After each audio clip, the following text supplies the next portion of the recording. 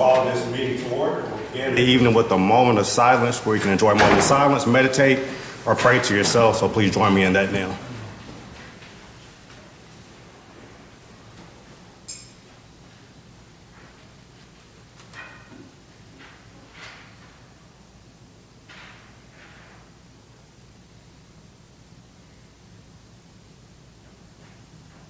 Thank you. If you'll join me in the Pledge of Allegiance.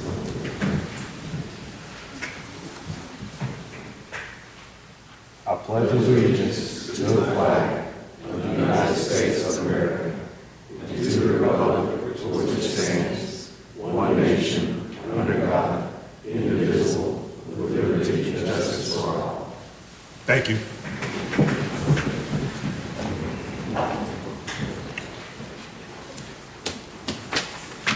And we'll move into public comment.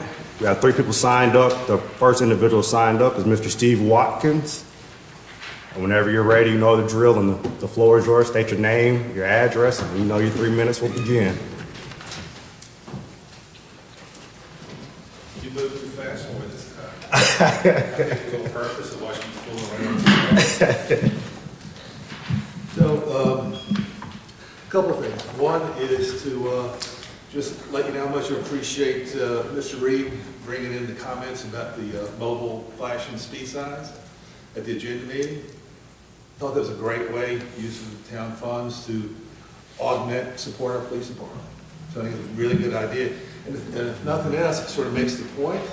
He's traveling in a small little town area. It got his attention. So, you know, let's support that. Also, I'm sorry, on record, I'm speaking on behalf of other residents. Sure. I brought their names and for the public record. Yeah, we'll submit that into the record. The speed humps, I think we talked about that, and I sent an email. So I think it'd be really beneficial to the town, come up with a policy, because we don't want to divide our neighborhoods. We don't want folks bickering back and forth, but if we have a policy, it can be well explained. If the folks don't like it, then we don't do it. But until we have a moving target, everybody is envisioning speed bumps off through the neighborhood, and that's not what we're talking about.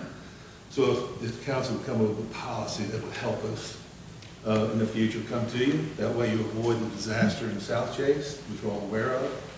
So if you do that, that'd be helpful. Last thing, something new, is for the budget. I would like for you to consider budgeting money for litter pickup in our town. I mean, if you drive around our major thoroughfares, and it's awful. And we've gathered as a neighborhood in Windsor Forest and picked up along Fanny Bridge a couple times.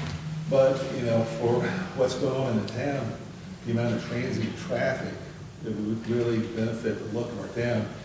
Whether or not you budget money to support a local group, local youth group that wants to pick up trash on a Saturday. There's ways to do it without hiring anyone. Our signs throughout the town, if you take a look, man, some of those need pressure washed, some need replaced. So that's just a sprucing up of our town. If we're looking at spending our tax dollars, what do we get for it that makes our town look better? So with that, as always, I appreciate all of you and what you do for our town. Thank you. We thank you, Mr. Watkins, for your comments. The second person we signed up for public comment is Mr. Andy Hamlin. Mr. Hamlin, if you want to take the podium. And before you begin, just say your name and your address, and then your 3 minutes will begin when the clerk is ready. Okay, my name's Andy Hamlin. I live at 600 Carolina Holly in Fletcher, which is Windsor Forest. I'm here to speak on behalf of our neighborhood as well, and just show the support of reducing the speed limit in our neighborhood to keep our children safe, playing, and trying to minimize the coverage, especially with the 2 new developments coming in. That's about all I've got, just to show my support. Okay. We thank you for your comment. Appreciate it. Yep. Thank you. And the third person we have signed up is Mickey Gamble. If you want to just take the podium, Mr. Gamble. State your name, your address, and your 3 minutes will begin when the clerk is ready. Just state your name and your address. Campbell, 204 Windsor Forest. Thank you. I'm basically here supporting the rest of the neighborhood, what Steve had to say. And I think I want to add just a little. I think what we're talking about here, given all the expensive things you guys are supporting, a little money to make neighborhoods be able to remain functional. It's not very much. It's like a reasonable request. I mean, there's a lot here that's kind of, pardon my French, going to hell in a handbasket, you know, in this town.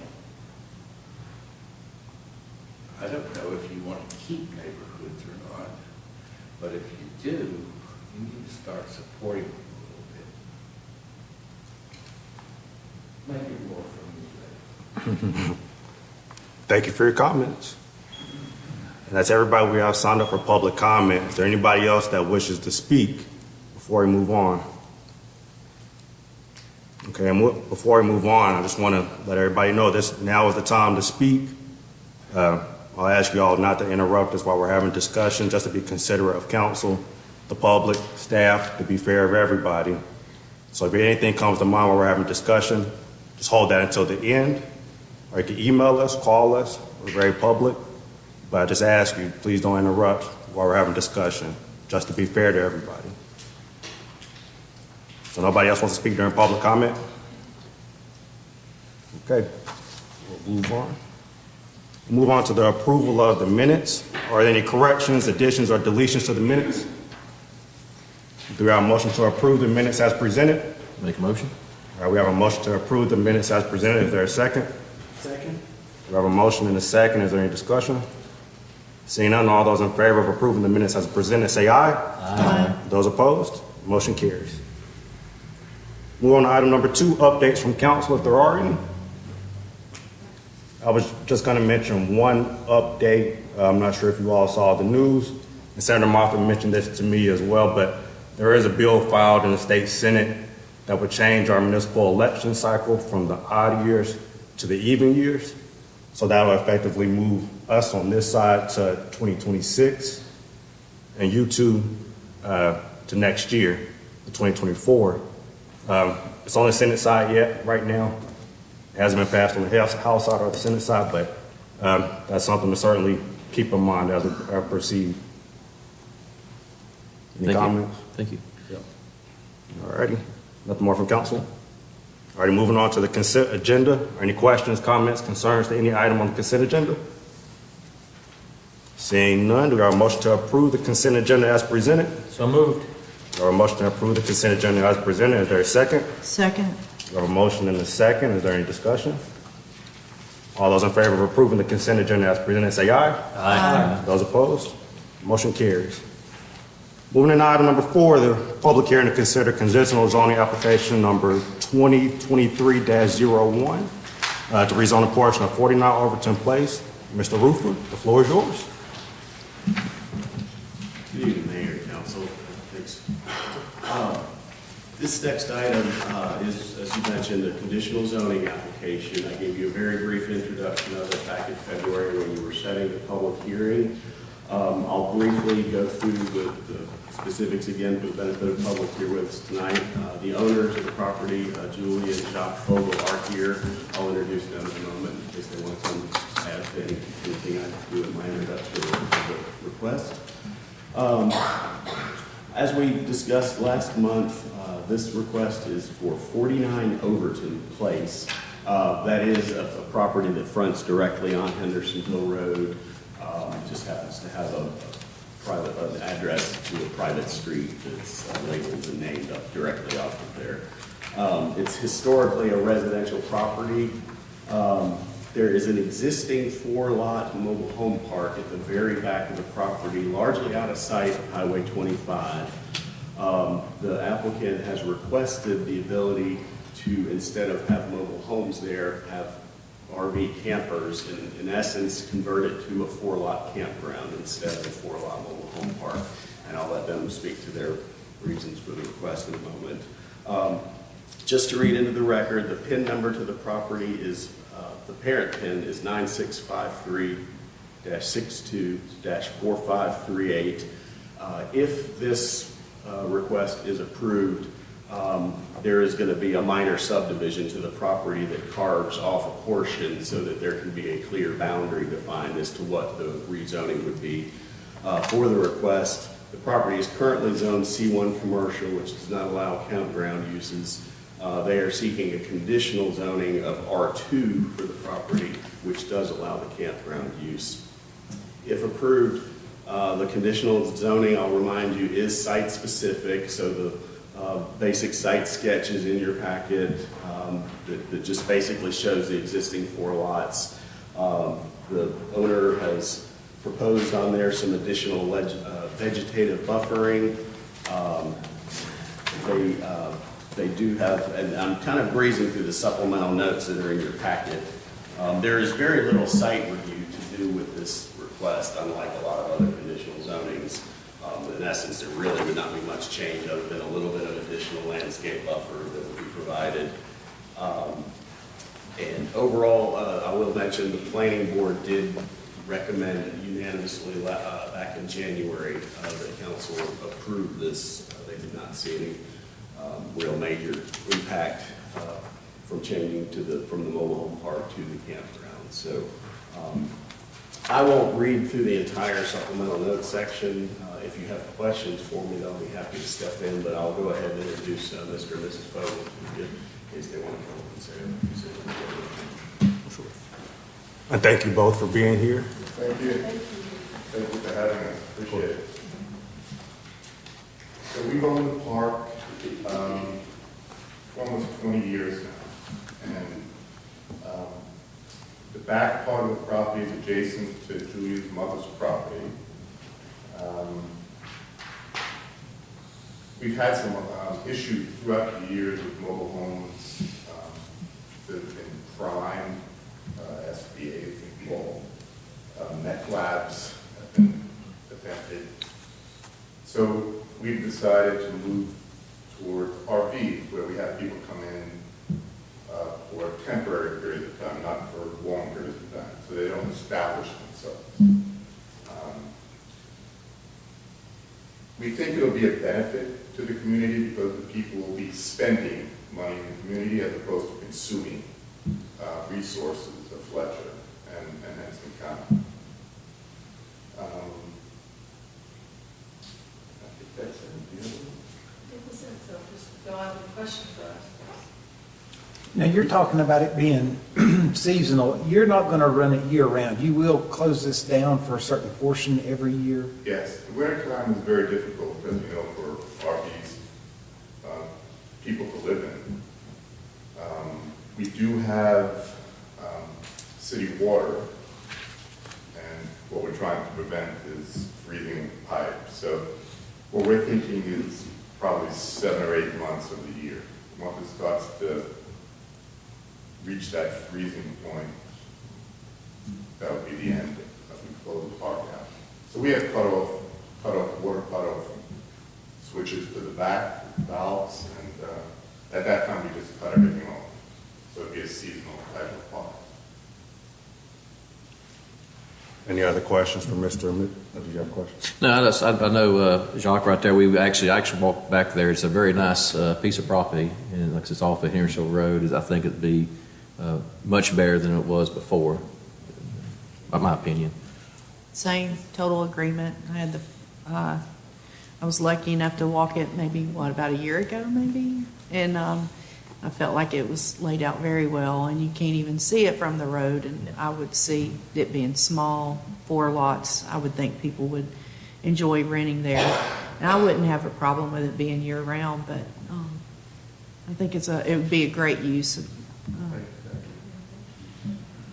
I agree. Do we have any other comments? The only other Questions? thing that kind of concerned me on it was your wood fence in the back. It looks great. I walked the property also, and it looks really nice.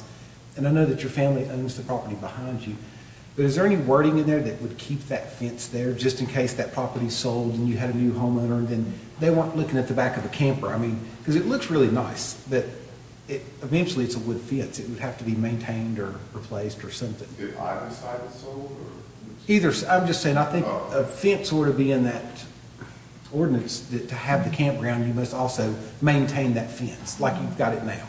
Not asking for additional, I mean, it looks great, but I do think that that's important because if somebody did buy the property behind you or whatever happened, it would, I think if we decided to sell, we would probably capture part of the land in the back, and we'd probably move a fence more on our property. yeah.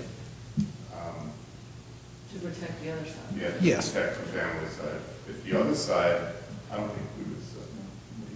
I mean, we really haven't thought about the other side selling this, that's a lot. Yeah, I get it. I'm just thinking for future years of whatever. Yeah, Because it does look good and you keep can't that see fence. it. Yeah, But if you were on St. John and looked back across that field, in the wintertime, you probably would be able to see it because you can see that wood fence from that point. Yeah. But before you were looking at trailers. Oh, yeah. Well, no, either way, it had a fence. It looked nice. Yeah. I didn't even know it existed until you pointed it out.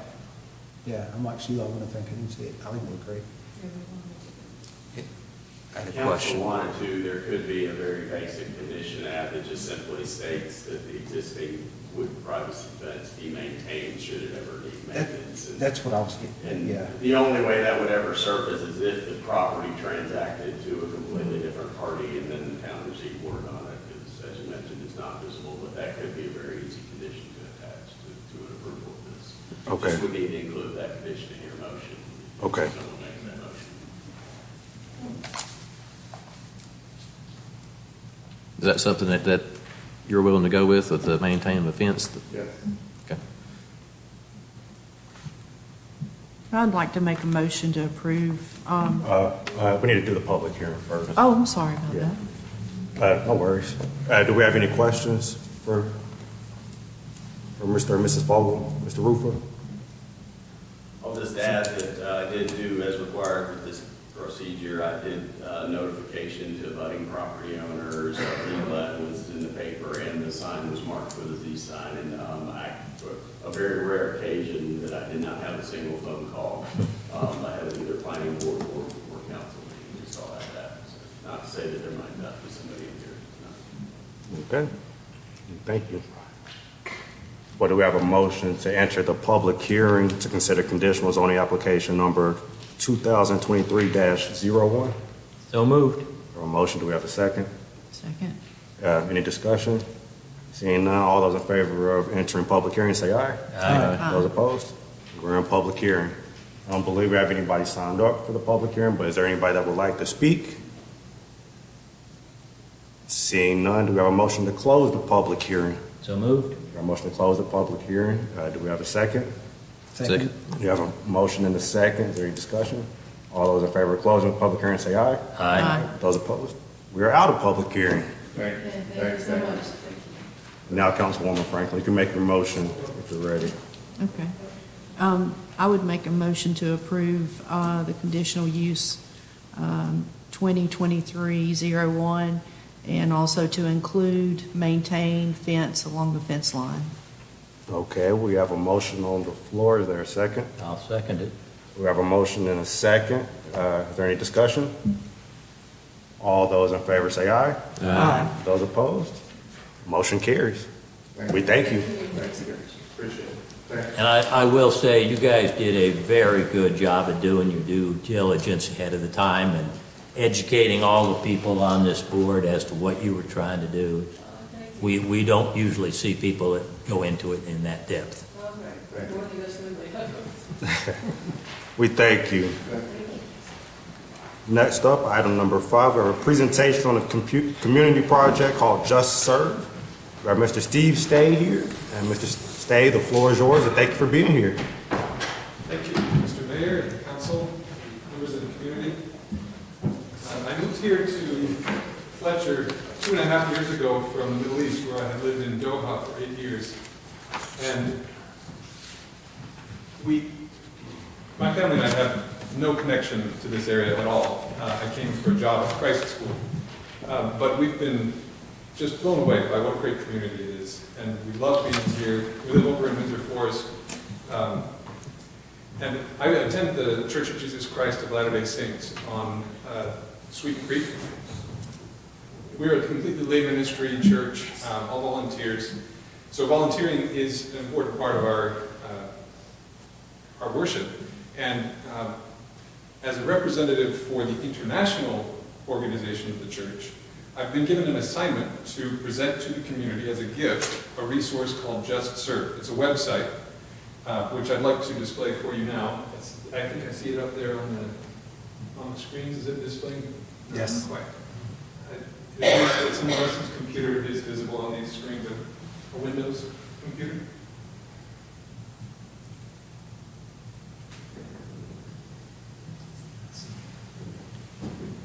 The one here is mine. Yeah, we have a Glen Marlowe. Yeah, is over that, there. Borrowed my But on the- daughter's laptop and it's got the right connections, but do we want to this one just seems to be different. maybe drop the projector screen then? Thank you. See it, and we can lower the screen. See that a little better. Everybody, watch your head.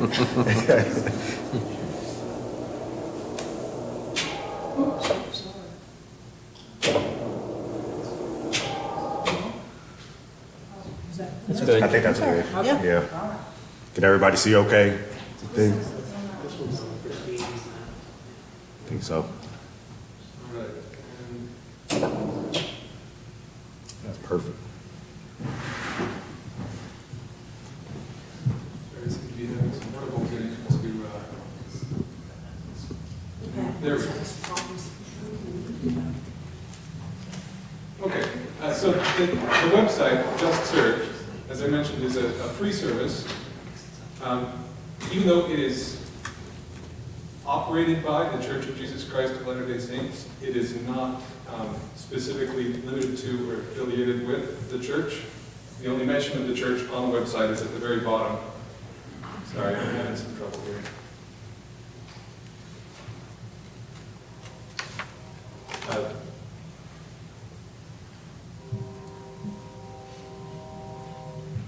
While I try to get the technology sorted out, I'll summarize the point of the presentation. Communities are benefited by community members participating in community service. Not only do the individuals themselves benefit from having the opportunity to serve other people and connect, but the community, of course, benefits by allowing people to contribute to the community's effort and improvements. There's plenty of research to support this. One of the examples I have pulled up here from Western Connecticut State University. I'll try to get that to display a little bit bigger. But barring that, sorry, there seems to be very little response. The website is meant to be a way for people to both list and respond to community service opportunities. So, for example, if I were to want to start a service project to raise money to donate to Glen C. Marlowe Elementary, where my kids attend, I could post for free on this site and advertise to the community and say, we need so many people on such and such a day at such and such a place to come and volunteer, and we're going to do this community fundraiser, or we're going to clean up the roads, here in Fletcher, as was discussed earlier. Any sort of service project can be added and advertised there, and then it contains the tools necessary to facilitate that volunteer opportunity. So people can, coordinate the number of volunteers, they can get sign-ups, they can send out reminders and newsletters. Basically, it just makes community service easier, facilitates it. This is not, as I said, specifically affiliated and exclusively with the Church of Jesus Christ of Latter-day Saints. The organizations listed here, which again are very small, include the American Red Cross, the Catholic Relief Services, the American Service Commission, Rotary International. It's a very large consortium, and this website also includes some examples of many community service projects that have taken place throughout not only the U.S. but the world. Since it's not responding, I won't be able to show those to you. But I have a folder here with more information that I can share with you. Sure, please. Steve, I put in the packet pretty much. Oh, is that the same everything thing? you had- Okay, Pretty much everything you had shared with me, I put in the packet for council. okay, thank you. Is that what Yes, this is? that's right. Okay. My request then is that if the council would permit it, we would like to have this included as a resource in the monthly newsletter among the lists of volunteer opportunities at the library, for example, or the advertising. The church receives no benefit from this at all. It is purely a community service, a gift to the community, and we would just like to open it up so that more people can be aware of it. If the town council can also support this by using the tool as a means to organize community service, then it would gain credibility within the community. Examples of projects that have been run locally include opportunities like Lots of Lasagna Love, I think it's called, where people can sign up for the opportunity to prepare lasagna and deliver it to households in need. And another one is delivering packages to Mission Hospital from various points around the area that need to be delivered to patients there at the hospital. We also have had people who participate in an international service called Pavilion Graves Survey, where they go to local cemeteries, take photos of the gravestones, type in the information about who's buried there, and then add that to this searchable database so that we can preserve the history of our communities. These are just examples of opportunities that are already there, and we're making an effort to reach out to organizations and add their opportunities.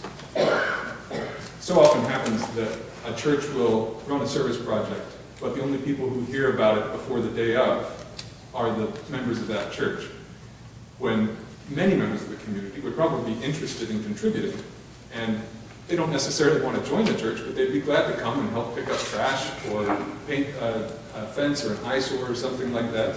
And if they knew about it, they'd show up and help out. So this facilitates that sort of cross-pollination of goodwill organizations throughout the community.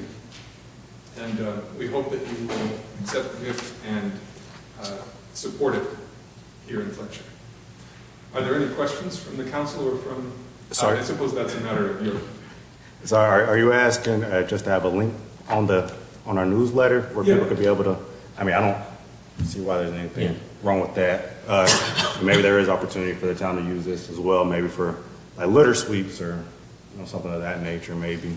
One question I have is, who is going to be the administrator of the website? In other words, if someone gets on there and starts abusing it, who's going to be watching it? We have a local volunteer Okay. who screens every submission, and there are guidelines, again, listed on the website, but it prevents any businesses from using it as a means of drumming up business. It can't be used for personal sales or multi-level marketing schemes, so we do have a filter in place. Okay.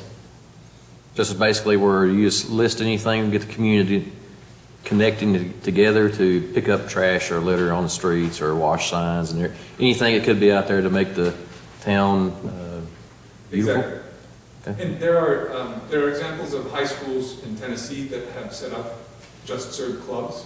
So the students, one of the features of the site is that you can type in any zip code and search within a 5, 10, 25, 50 mile radius, and it will list all of the organizations that have posted on this site. You can say, I'm only available Tuesdays from 6 to 7 or whatever, and it will filter that down for you so that then individuals can very granularly identify these service opportunities that they want to get involved in. And of course, there's no long-term commitment. People can just do it whenever they'd like. All right. Go ahead. No, go ahead.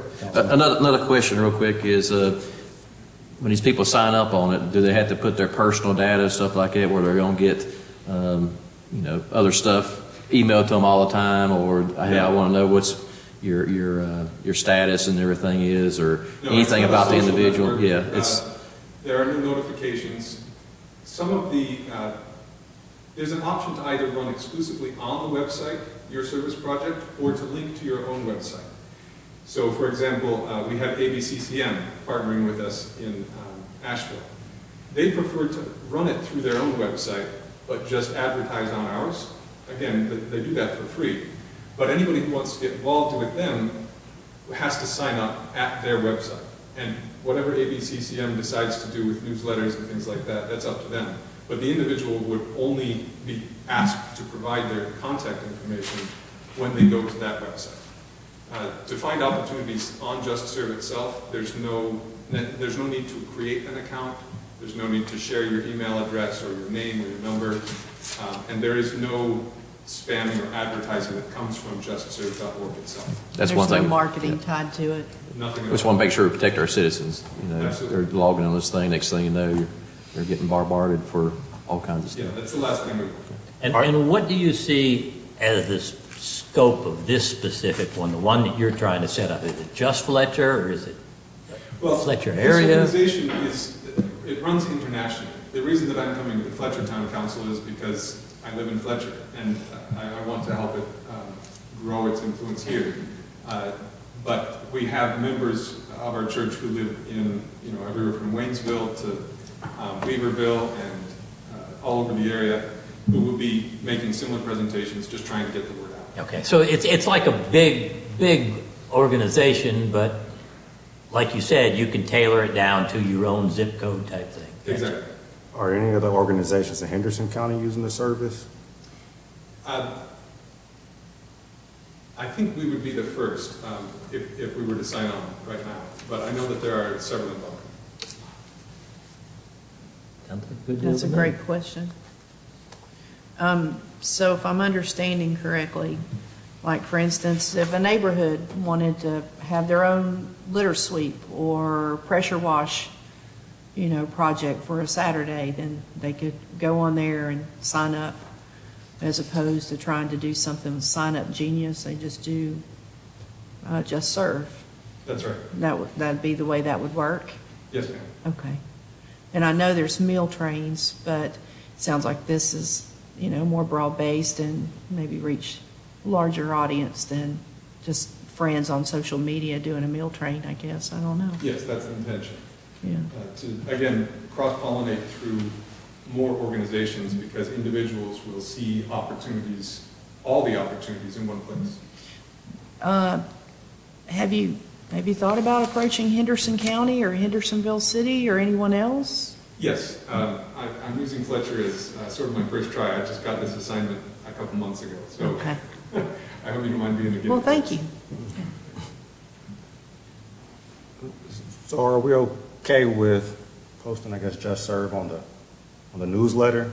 I guess it sounds like the ask is. Newsletter, and it sounds to me like it Website. might be worth putting a paragraph on our website explaining what it is. Okay. I'm okay with that. Is everybody okay with that? And I don't know if Fletcher itself, as a city, organizes service projects, but to use the service yourself would also be beneficial. Maybe there's space for that. I think I mentioned a litter sweep, so maybe potentially in the future. Well, we've tried to do litter sweep in the past and haven't been too successful at it. Usually winds up. Usually we don't get any volunteers, or maybe More of us. one person other than people on this council. We've been the ones out picking up trash all the time. Well, that would be a great example, yes. Which Yeah. is okay, but the more volunteers you have, the more streets you can get. So. Right. That's right. And I do plan to reach out to the library directly to add the opportunities that they usually list in the newsletter. Yeah. But this would reach the people who don't use the newsletter.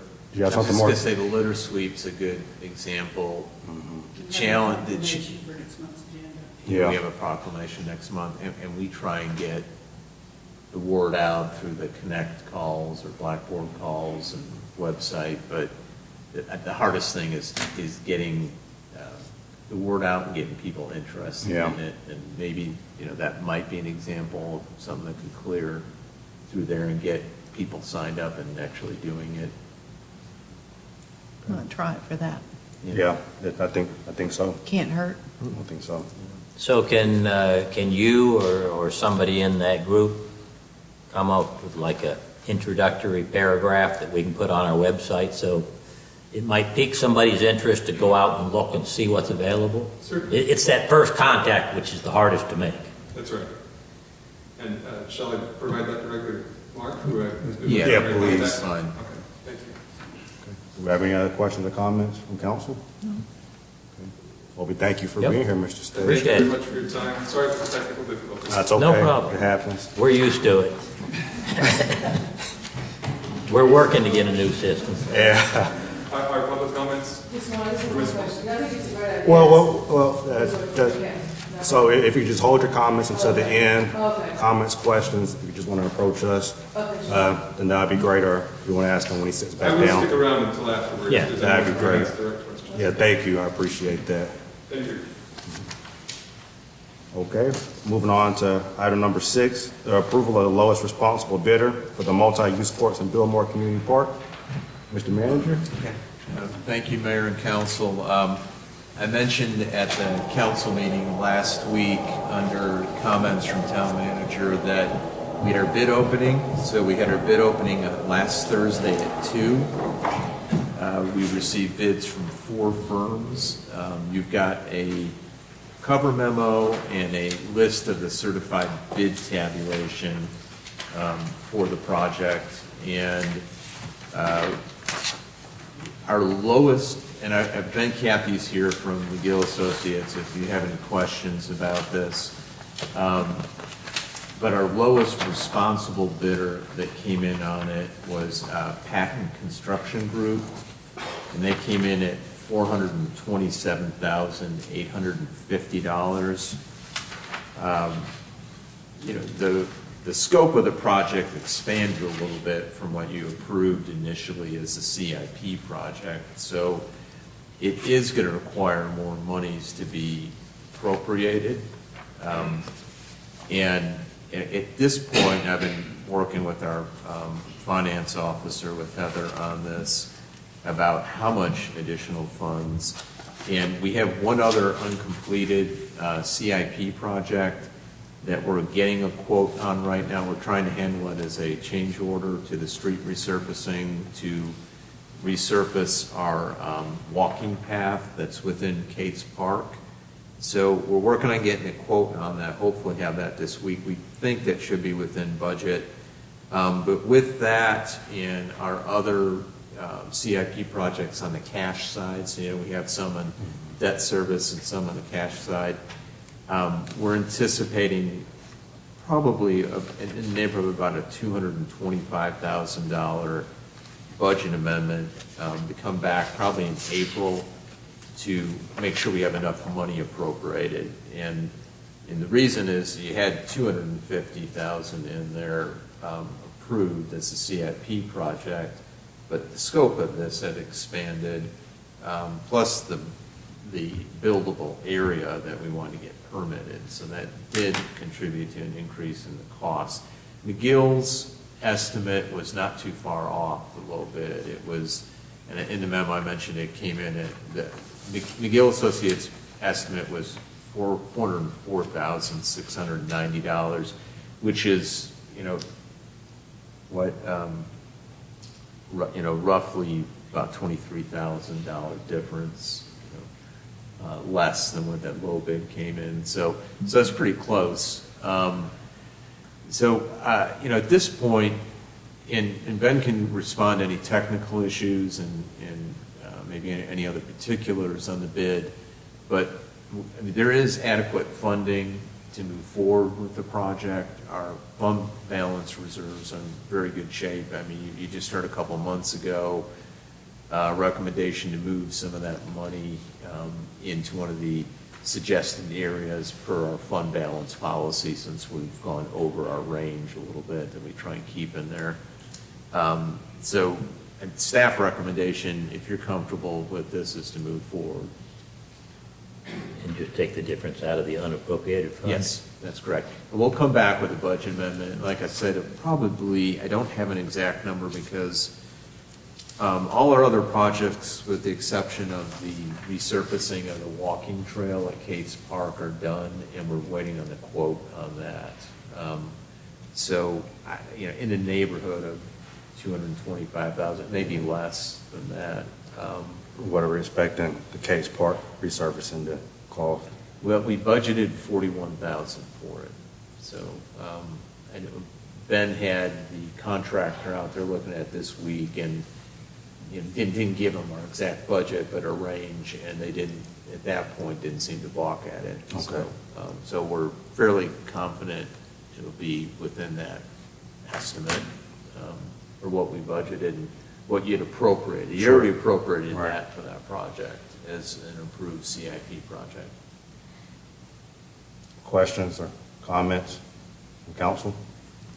You feel okay with this low bid? Do you know of many projects right off the bat that Patton has done? Yeah, the last one I've been with them was Moore Street over in Asheville. It was rehabbing stormwater and resurfacing the street, a substantial project. And, yeah, we did fine there. So, I don't have any concerns on that front. Anytime you see a span from 427 to 553, it's just like, that's, so much different.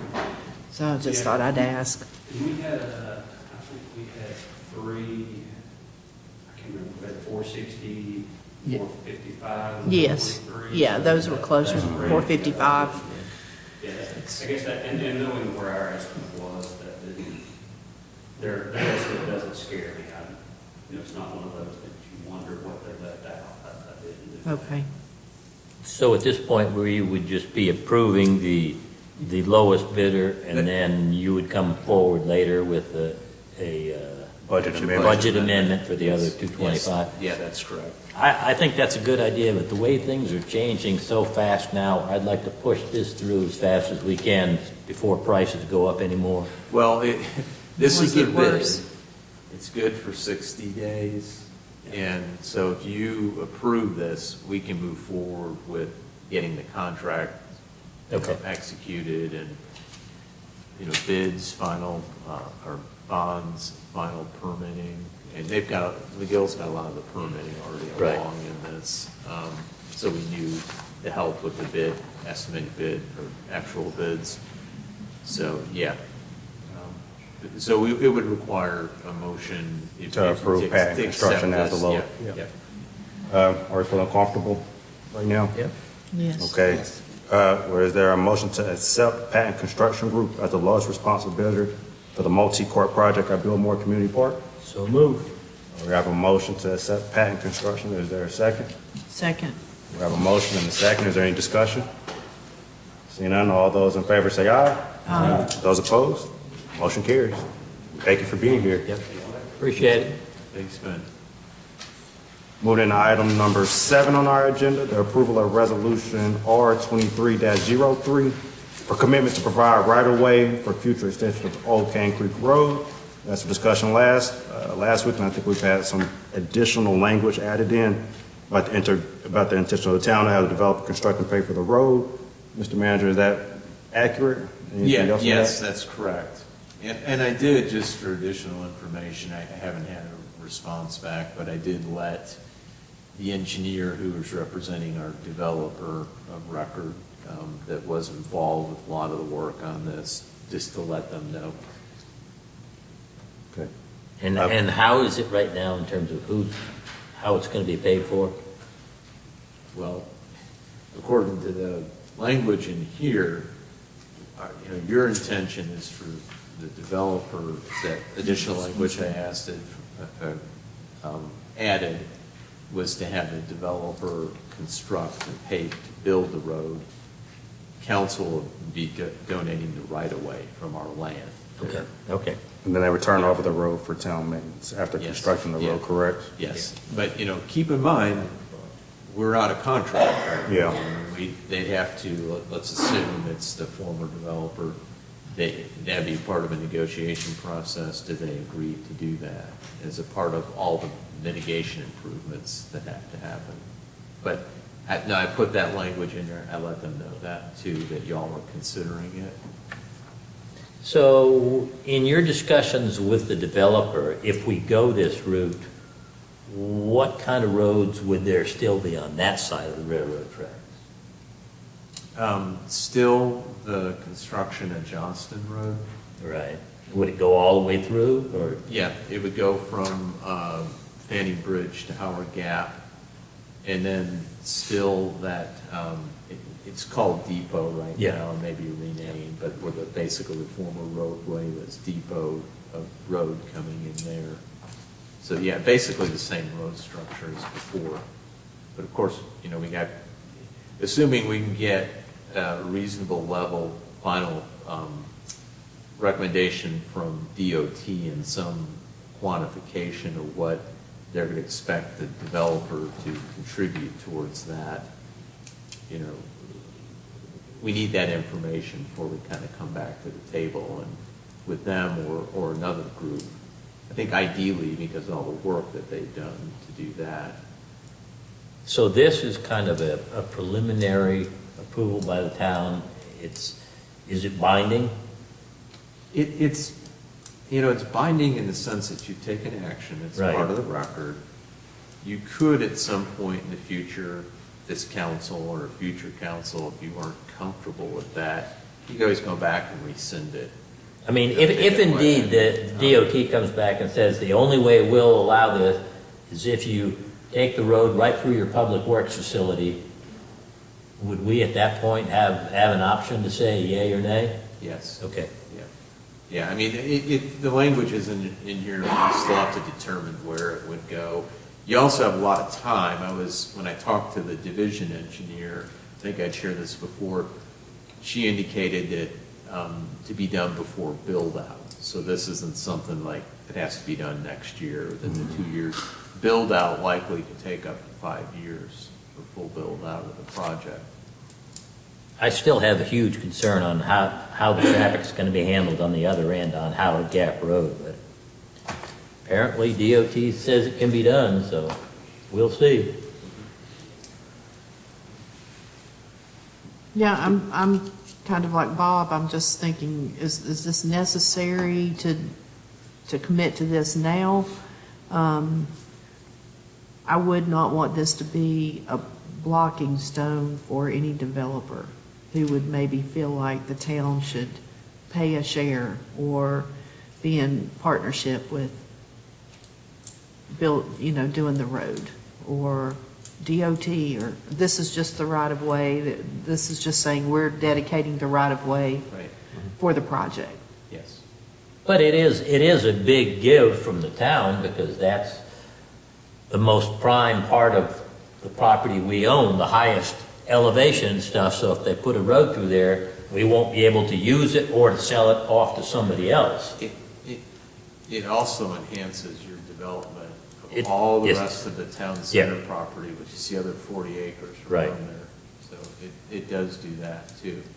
It might relieve some of another road out here for infrastructure, might relieve some of the congestion up on top of the hill up here. Oh, yeah. I Well, that's- People pull yeah. off and go this way. To be sure, coming north desire. on Howard Gap Road and to turn right and come down there, as opposed to having to go all the way to the intersection with 25 Yeah.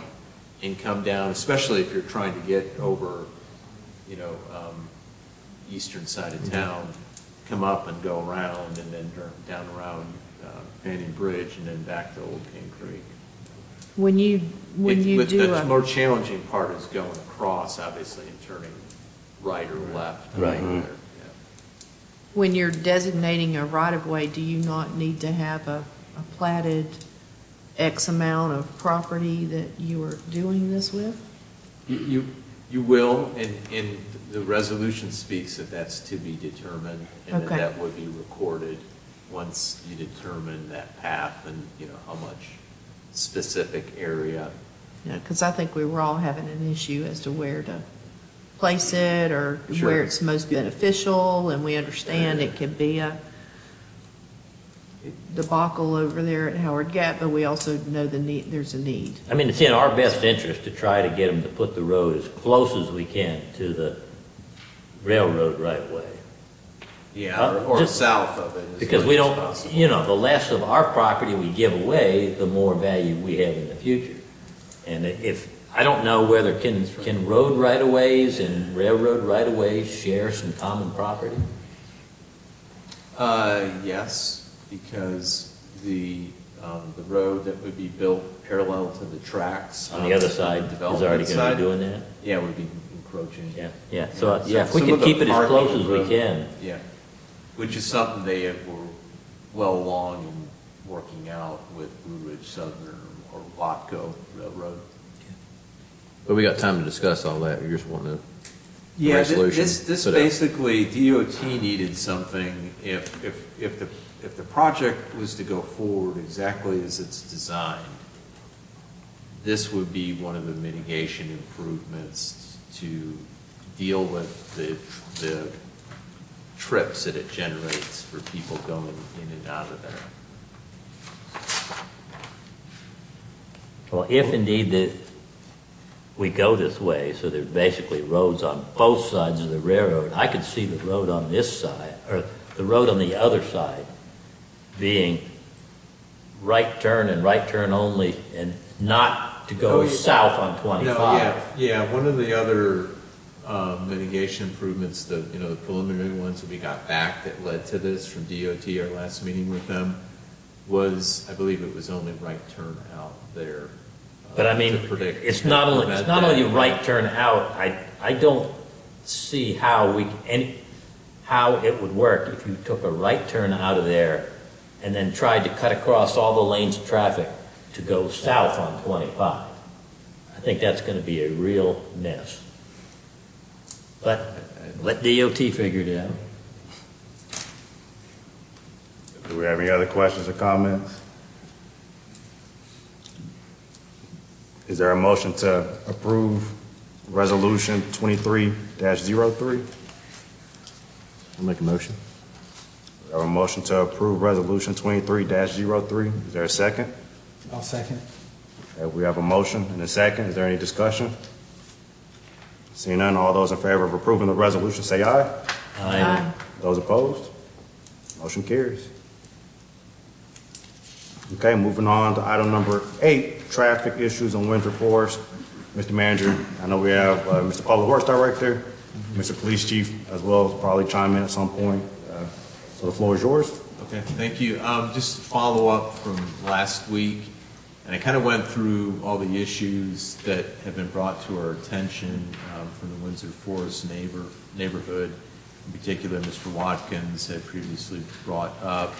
Had a lot of discussion with staff, with council on this, and just kind of run through them, just some preliminary recommendations. Some of these things may need follow-up action from council, but the first thing was support for the restriction of truck traffic on Fanning Bridge Road. I think the consensus last week, or as far as some action from council to support it, was to do a resolution. I didn't have time to have the resolution back here in front of you, but we could do that for April. And I have a question. When we do the resolution, does that add any staff work time to you all besides writing the resolution and sending it to DOT? It may. I'll get draft language. I'm sure some level will have to be communicating or be a liaison in these discussions. But it's kind of to be determined who's bringing the request. I mean, I'll transmit, if you approve the resolution, you're comfortable with that, I'll transmit it to DOT, the district engineers who we'd start with. And then from there, I mean, residents can support this and step into that. And whatever role you want staff to have on it. I mean, staff primarily worked on it. I mean, me on this before. And, I mean, you have the whole history, and we tried. Yeah. 3 different times, and they articulated a lot of reasons why back to us to say no. So, but I can bring the resolution back next month if that's the way you want to take action to support trying to do this again. Yeah, that sounded like the consensus last week to do the resolution. And who knows, with the new developments going in on St. John's, maybe DOT will have different thoughts. Maybe, yeah. And then the second thing on there was the speed limit. And, I mean, we're comfortable, staff is, based on looking at the traffic data, you know, people driving the neighborhood, some others and observations, to lower that from 25 miles per hour to 20 miles per hour. So we'll work through the process. We might have to have some action via ordinance. We're trying to get some clarification on that. Okay. To officially change it, and then there'd be signs, you know, the signage would be changed in there. Yep, sounds good. So that's something, you know, I would recommend we go forward with. Would it be unreasonable to somehow contact the residents of that subdivision and let them know what we're trying to do, and if they have any concerns, so give them a venue to send in comments or something? I just don't want us to do anything like this, and then after the fact, all of a sudden find out you've got a lot of people that don't like it. I know that. We'd have to reach out probably by mail. I mean, it depends if we have good phone numbers or email Yeah. contacts. Well, I mean, I'm not mail saying wouldn't we be can't too do bad. that. It's just, if that's the direction you want to go, we probably do something in writing as an official notification and, you know, let us know if there's concerns about it. So if that's something you want us to do as a first step, we can do that. I think it's beneficial to hear from the residents. Do we have thoughts? You talking Sorry, about- go ahead, Trevor. I thought you were going to say Go ahead. something. Yeah, go ahead. If you're referring to the speed limit being dropped to just 5 miles per hour, I wouldn't think anyone would have an issue with it. I think if you dropped it to 15, then you would need a notification, but that's just my personal thoughts. It's not a problem to And contact them. I guess I could live with that too. And I echo what Sheila was just now saying. It seems like most of the people that we emailed us back are saying they don't want the speed bumps, but they're okay with dropping the speed limit. So I think dropping the speed limit is going to be a positive thing for safety for the residents and the kids. And once you just do that for Windsor Forest, you might be prepared to go ahead and look at, as you remember last Monday, Livingston Farms. Yeah. And they got a safety issue right there they're wanting to address as well, dropping the speed limit. So it's basically going to be, I guess, an ongoing thing with this right here throughout the neighborhoods. Oh, I'd say I would feel more comfortable to do it to one place first, and let's see how it works before we start implementing it in other places. And the average speed limit in Windsor Forest was 18 miles per hour, right? Yeah, 18 was one of the readings. Chief you know, said? Did you say your average was 18 miles an hour when you did traffic stops? One of the studies, the 85 percentile was 18 miles an hour, but there were some subsequent studies below that. So there's fixed findings. I think we did 2 separate studies inside the subdivision. Got some fixed findings, and the right variables and things like that. Tulip Tree had some higher ones on it, and the other street we measured was in 18 was the average, or 85th percentile. Are you going to talk about police enforcement also? Okay. Did you want us to do some official, I mean, and you don't have to have a certain number respond back or. Yeah, and I know we're going to talk about this tonight, but going forward, it's probably beneficial to have some kind of policy in place. Yeah, I'm going to And then we're mention going to talk that. about that. But, I mean, if you're comfortable doing that without doing a letter to everybody there, Dropping it to 20 is reasonable. To me, yeah, so what I'm hearing is everybody's I'm comfortable. I don't anticipate 20. we get a lot of pushback on it. Yeah. Just everything we've observed. Mhm. You can't argue for reasons of safety, ever. Yeah. Yeah. So we'll work on that. And then the next thing I wanted to mention was, you know, looking at all these, the requests that came from Windsor Forest neighborhood subdivision, and then some of the discussion from Livingston Farms, and of course, South Chase residents have had various requests from enforcement to other signage and things, is to evaluate a good traffic calming policy, and there's more and more of them out there. So I would like to do some additional research on that with staff and bring something back for your consideration of a recommended traffic calming policy. We did find some old records from McGill Associates when they were Martin McGill working together. This before my time, and worked on some policy information on it. I can't tell that it ever had become an official, I know there was some presentation to council way back. That is over 17 years ago. So, they're probably starting to recognize some of the issues happening. But my recommendation is we come back with a draft policy for consideration. I think that's appropriate. So, It's needed. Okay, I think, yeah. it's needed. that will help and give us some more structure to I agree. vet, evaluate, build some other equity issues in here in evaluating these things. So, I think that was, I know you wanted the chief to be here to talk about enforcement issues, and I spoke to it a little bit last week as far as how we're handling that, trying to ramp that back up as we get fully staffed.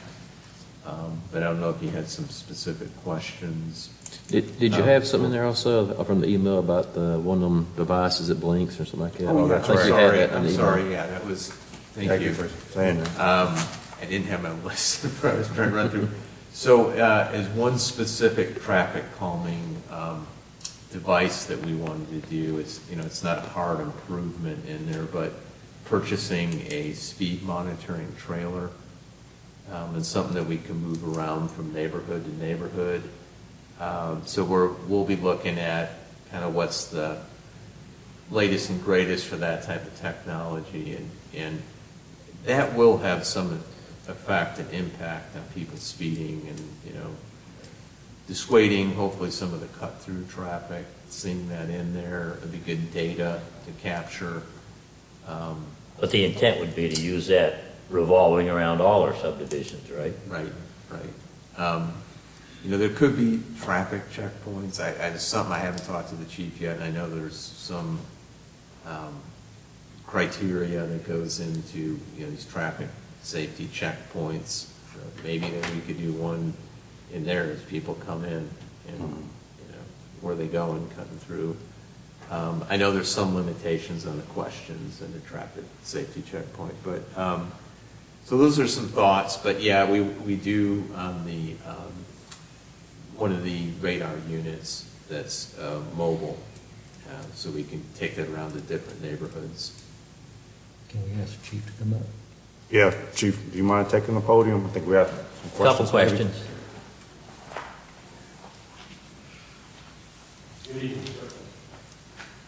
One question I had from last week was, if your officers give someone a warning, is that warning recorded anywhere, or could every officer give the same guy the same warning?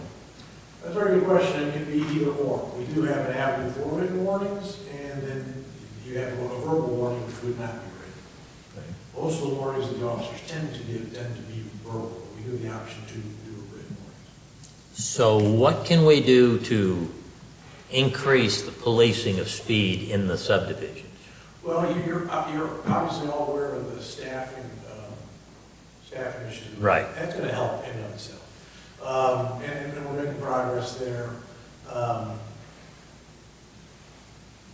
There's been numerous issues identified with what we've been focused on. We've gotten lots of complaints of behaviors and things that people think are floating south from Asheville a little bit. We've got lots of complaints about disorder. We've got lots of complaints about people trespassing on other people's property and to establish a residency in there. So we've spent a lot of time focusing on trying to keep quality of Fletcher up and quality of Fletcher clean. And so last month there were some comments made suggesting we didn't do a lot of stuff, or we weren't doing traffic enforcement, and that would be false. I could easily provide data that would suggest otherwise.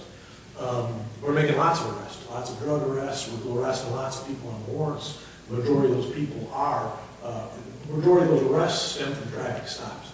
And so we referred, last month, we referred to 6 months of data that had been provided. Well, there were 622 traffic stops made in that 6 months. A significant amount of that were warnings, but a lot of arrests came out of those traffic stops. We make a traffic stop, maybe we make that traffic stop for speeding.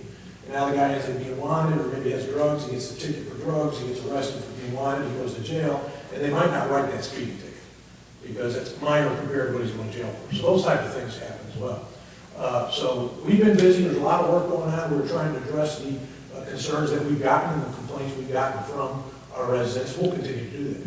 Having said that, however, we have seen a reduction in what we call extra security checks. And those extra security checks typically are, that is where we spend a lot of the time in individual communities. We spend extra time checking businesses, and then we go into communities like Windsor Forest, Livingston Farms, South Chase, and then we call that out as an extra security check. So those have decreased, and some of that's going to be because of staffing issues, some of that's going to be because there's been more investment on the enforcement side. So we have seen that decrease, so there's room for that to improve, and it should improve. We need to get that back up.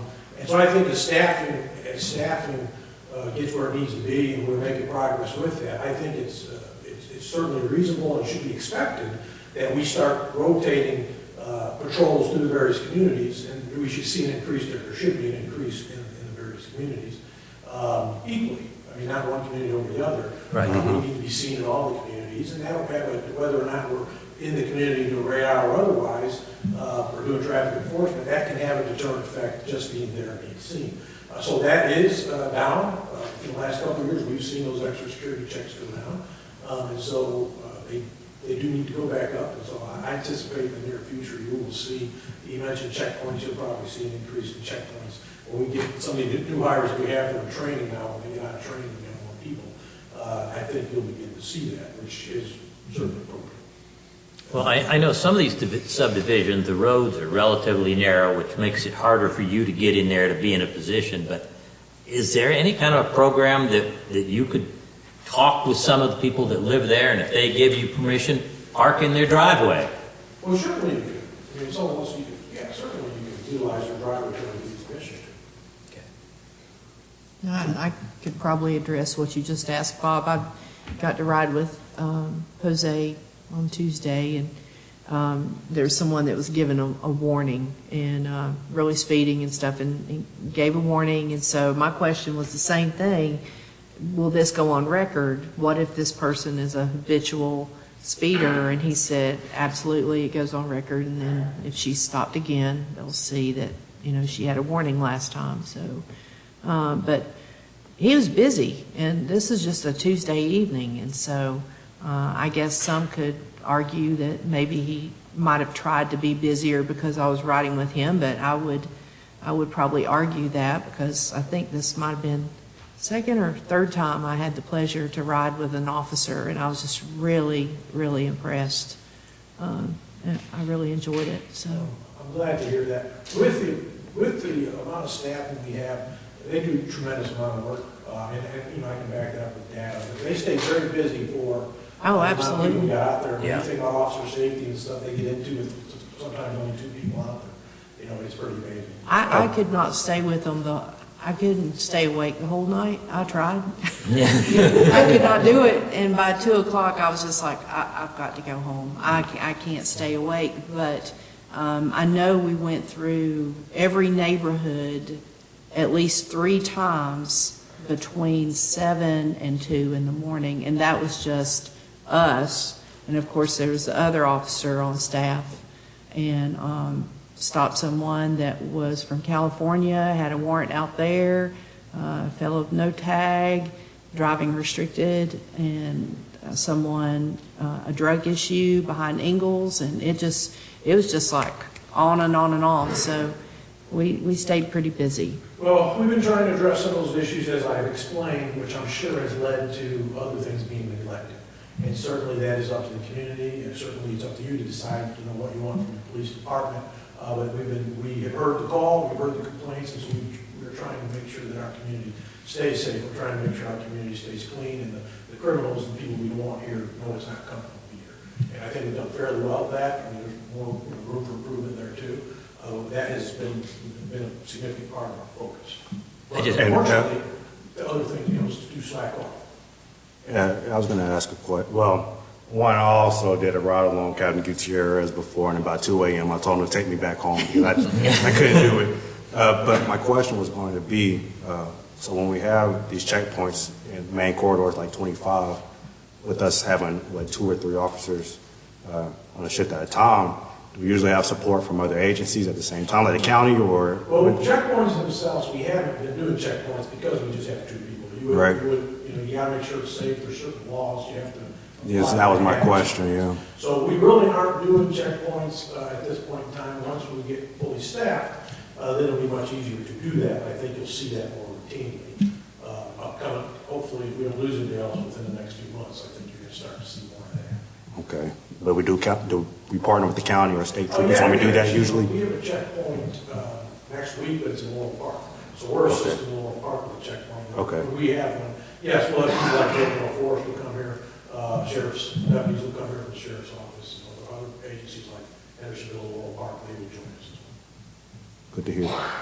I'd just like to have you put a little bit of thought into maybe tightening up enforcement in the subdivisions. I mean, there's been a lot of comments from the residents saying that a lot of people are concerned justifiably, and maybe we should, record more warnings in the subdivisions so they're not happening multiple times, or give less warnings and more tickets. I don't know, but. Well, I will tell you, based upon the 3 studies that we have done, if you look at the data of those 3 studies, there's not a whole lot of violations taking place. Yeah. So you might sit there for 2 hours and not do nothing. I think that speed monitoring trailer will make a big difference. No, and I support that. You can't go wrong with that. Yeah. The cost, that's only, And when, it will only benefit us, it can't hurt us at all. when you have 2 or 3 that live in the neighborhood, and I spoke with one resident that said that they had approached the family who had someone in their family that was all the time just, and to no avail. I think if you have that speed monitoring thing, then you can be proactive and someone maybe approach that family. And kind of the way I picture it, again, going back to staffing, what I think we'll see here in a couple of months is you rotate that speed trailer through the various neighborhoods and you follow up with enforcement thereafter. Yes. So this week that speed trailer is at South Chase. Next week you're going to move that speed trailer to another neighborhood where you're going to follow up with your enforcement thereafter and start writing tickets for that neighborhood that just had the speed. Now, have you ever used one of these where it takes a picture, not for enforcement, but to allow the police officers to know who the habitual people are that are speeding through the neighborhood, and then you can go knock on their door?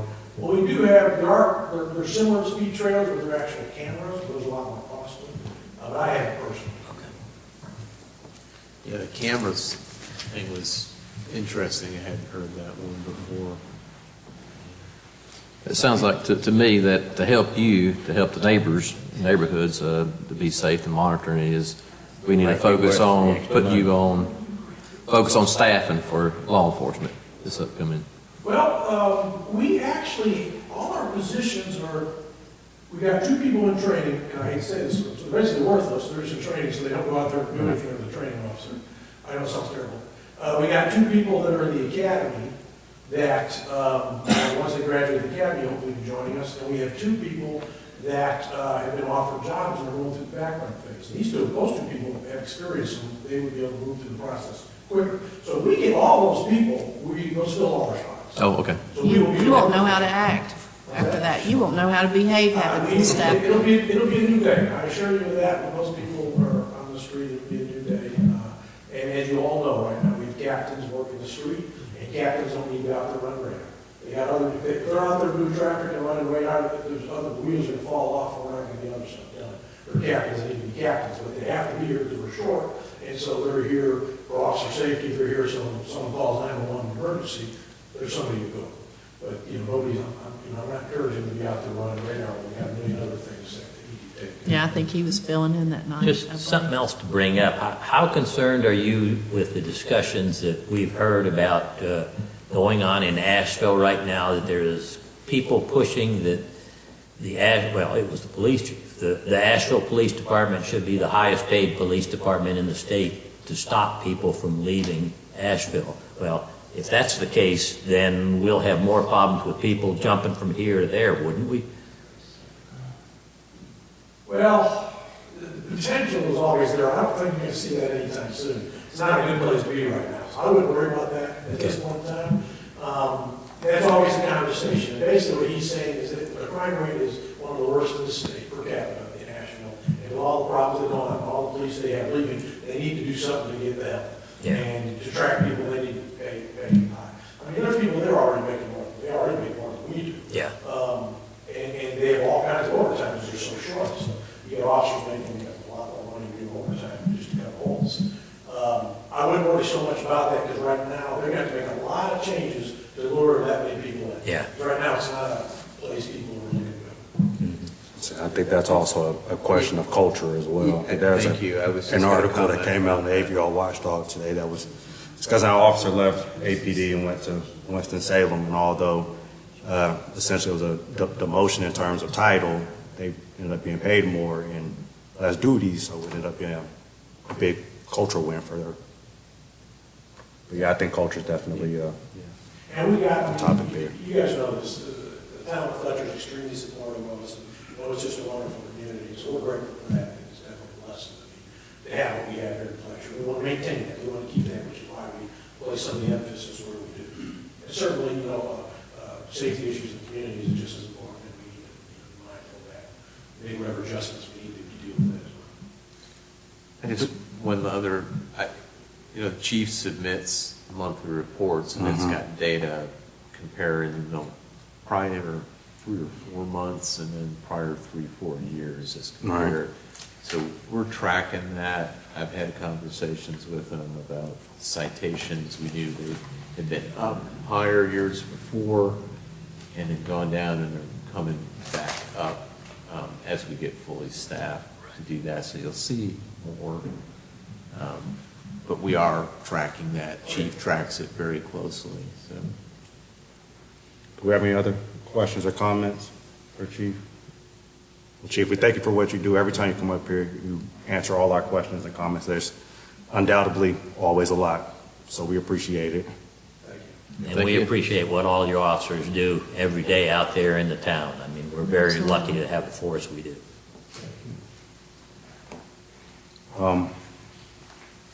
Do you have anything else on this item, Mr. Manager? Are we good? As long as you're comfortable with the things I mentioned moving forward with, I think it sounds like we are. There's nothing that you comfortable. needed to take Right. action on tonight. Right. And So we'll have the most likely ordinance in the will be at future. the next meeting. Right, so I have the ordinance in the future about reducing the speed limit. I think that was the consensus of council, correct? And there are some hoops you have to jump through DOT to change speed limits and stuff, isn't there? Not with DOT. No? We were doing some research if we need to have the council action as far as an ordinance change. Oh, okay. So we'll get some greater clarification on that. And on the speed trailer, we'll put information together about costs and what type. I believe we can cover this through Powell bill or Powell bill allocation. I don't think we're going to need to do another, like pull it from unappropriated fund balance, but we'll get clarification. So we're going to use Powell bill for that? Yeah, I think that's an eligible, and I'll get clarification with Jabo and the state on it, but I believe that's an eligible expense related to road maintenance, enforcement. It's got to be on town-maintained roads. Right. So- Just out of curiosity, is that anything that some of those funds they collect through the ABC store could be used for? I don't think so, because that's got to be relative to Education. enforcement, education of the ABC store. Oh, okay, Like okay. alcohol sales and enforcement relative to our one store. Do you have any other questions or comments on that item? Now, we talked a lot about the Windsor Forest, but on the Livingston, we're still moving forward on doing some research on their speeds. Yeah, thanks for mentioning that. I emailed y'all about this. I had responded, I'm trying to remember who that had come in through, but I let you all know and had conversation with Javo about putting our traffic monitoring equipment out there so that we can start getting some baseline data. It was 4 streets, I believe it was, in Livingston Farms.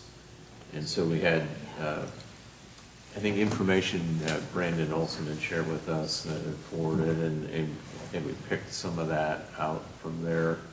So that is on the radar for Okay. no pun intended. I think you're gonna see higher speeds there because the roads are longer. A lot of them are longer downhills. Yeah, when you tend to get longer roads without stop signs breaking it up. I gave you an example, like Tulip Tree had a little bit, well, if you drive Tulip Tree, Yeah. you come downhill, leaving it towards Rutledge or Yeah. coming up, maybe getting your speed coming up. So sometimes those things might skew some data, but, I think this is a good start right here. I mean, if you drop the speed, get that speed monitor trailer and everything, I think that's a good start. I know some of the residents here still probably want speed bumps, but we've been getting some emails and comments from other folks saying they don't want speed bumps. So the community's kind of split, it sounds like. So I think this will be a good start, and then evaluate from there. And I think it's going to help. Any other questions or comments? Okay, moving on to item number 9, the request for funding assistance from the state legislative delegation. We discussed this a little bit last week, and if I recall correctly, I think we were going to move number 2, the infrastructure funding for town center project, to number 1, and put the body worn cameras to number 2. Is that my recollection correct? that's what I have in my notes. Okay. Are we comfortable with that? Yes. It's, Okay. All righty, do we have a motion to approve the legislative delegation request list Yeah. as presented? So moved. All right, we have a motion to approve. Do we have a second? Second? We have a motion and a second. Is there any discussion? Seeing none, all those in favor of approving the list say aye. Aye. Those opposed? Motion carries. And I'll be forwarding Mayor and Council to Representative Baucom. She had kind of a detailed way she wanted that sent back to her or presented. And we'll share that with Senator Moffett as well. And I'm trying, I emailed y'all, I'm trying to set up a meeting with them, go over our legislative priority lists and these projects for March 24th. So, Okay. And while we're on that, does anybody want to, I'm not sure if anybody responded to you, Mark. but does Bob any- had a conflict and he could not. On what? I'm sorry. to attend the meeting on, I think it's not this Friday, but next Next Friday? Friday, the 24th at 10:30 at Town Hall with Representative Oh. Baucom, Senator Would you like to Moffett, attend? and I we can only do have that 2. if Okay. you still need someone. Yeah, I think it's usually good to have 2 of us there. Sure. That's helpful. Okay. All righty. Then moving on to your comments, Mr. Manager. Thank you, Mayor. I mentioned last week the Polko Citizen Survey has officially been completed. It closed on February the 24th, and they're compiling the results right now. And we will get the report from them March 24th. So I'll present that or share that with you and present hopefully at the April meeting. That comes in on time. And we had a fairly decent, I mentioned last week, response rate. It's 605 out of roughly, I'm saying 3,000 households, because that's generally what our data supports as far as our demographic data, but I think it was 2,800 it was mailed to. So that's, we're in excess of 21%, which is not bad for the survey. Surveys, It's hard to yeah. get people to complete surveys, and it's a long survey, so, but anxious to get the results back on that and share it with you. Can we plan on at least putting together some kind of a summary or something for the newsletter? I mean, Oh, sure. These people took a lot of time to fill out that survey. I'm sure they'd be interested in seeing what the results are. I think if there's some, well, we'll look at what our constraints are with the newsletter, share the whole thing, maybe as an addendum. As a link or something, Yeah. yeah, okay. That sounds good. The stream bank and repair, trail repair at the park, this is that section that collapsed kind of right across from the back parking lot before concessions. Huntley Construction has essentially finished it. They're kind of putting the finishing touches on it today, so it's essentially complete. I think they did a really good job. If you get a chance to check it out. We do have a request back to Duke Energy to kind of put additional shield on the guide wire that comes from the utility pole there. It's kind of close to the trail. But I think they did a great job and got it done relatively quickly. So if you get a chance to check it out. Next thing, the satellite annexation petition request. Well, they haven't submitted it, but interest from Fernleaf Charter School to be satellite annexed their property off of Old Hendersonville Road near Brookton Village and Sycamore Cottages. I've talked to, or at least by email, with Michael on that, their school administrator, Michael Wuplow, and he's planning to come back at the April agenda review. He can't come to the regular meeting, so